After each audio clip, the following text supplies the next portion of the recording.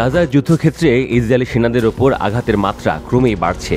ফিলিস্তিনি প্রতিরোধ যোদ্ধাদের তীব্র প্রতিরোধের মুখে ব্যাপক ক্ষতির সম্মুখীন হচ্ছে ইসরায়েলি দখলদার বাহিনী। গাজার প্রতিটি অলিগলিতে মৃত্যু ফাঁদ পেতে রাখছে প্রতিরোধ যোদ্ধারা। এসব ফাঁদে পা দিলেই প্রাণ হারাচ্ছে ইসরায়েলি সেনারা। এছাড়া ধ্বংসস্তূপ থেকে বেরিয়ে এসে হামলা চালিয়ে হাওয়ায় মিলিয়ে যাচ্ছে প্রতিরোধ যোদ্ধারা। এতে করে গাজার যুদ্ধক্ষেত্র ইসরায়েলি সেনাদের জন্য দিন দিন আরও কঠিন হয়ে পড়ছে। এর মধ্যেই আরও এক সেনার মৃত্যু তথ্য নিশ্চিত করেছে ইসরায়েলি প্রতিরক্ষা বাহিনী IDF।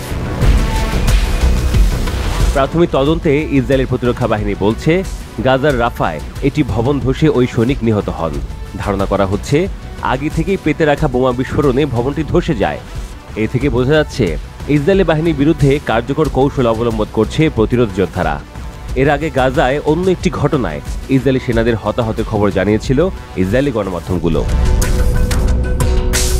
গত কয়েক সপ্তাহে গাজা দক্ষিণাঞ্চলে প্রতিরোধ যোদ্ধাদের হামলায় ইসরায়েলি বাহিনীর ক্ষয়ক্ষতি উল্লেখযোগ্যভাবে বেড়েছে।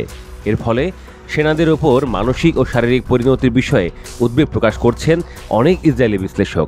এছাড়া নিজেদের সেনাদের প্রকৃত হতাহতের সংখ্যা লুকাচ্ছে ইসরায়েলি সরকার। এতে করে এই যুদ্ধে গভীরতা আরও বেড়েছে। ইসরায়েলি চ্যানেল 12-এর একটি প্রতিবেদন বলছে, গাজায় যুদ্ধ শুরুর পর থেকে ইসরায়েলি বাহিনী প্রায় 18,500-এর বেশি সেনা আহত হয়েছেন।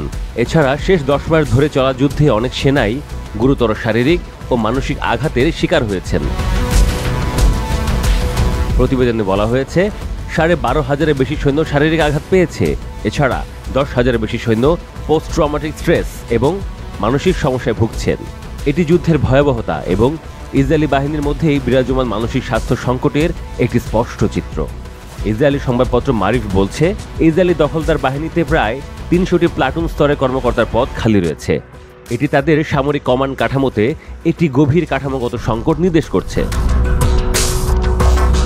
গাজায় ইসরায়েল ও ফিলিস্তিনের মধ্যে বর্তমান সংঘাতের শুরু হয়েছিল 2023 সালের 7ই অক্টোবর। সেদিন ইসরায়েলের ওপর অতর্কিত ও ব্যাপক হামলা চালায় ফিলিস্তিনের প্রতিরোধ গোষ্ঠী হামাস। রকেট নিক্ষেপের পাশাপাশি ইসরায়েলি ভূখণ্ডে প্রবেশ করে বেসামরিক ও সামরিক লক্ষ্যবস্তুতে আক্রমণ চালানো হয়। হামাসের এই হামলার প্রতিক্রিয়ায় গাজা উপত্যকায় ব্যাপক বিমান হামলা শুরু করে ইসরায়েল। এরপর থেকে হামাসকে দমাতে স্থল অভিযানও শুরু করে তারা। ইসরায়েল এই হামলাকে অপারেশন আয়রন সোর্স নাম দেয়।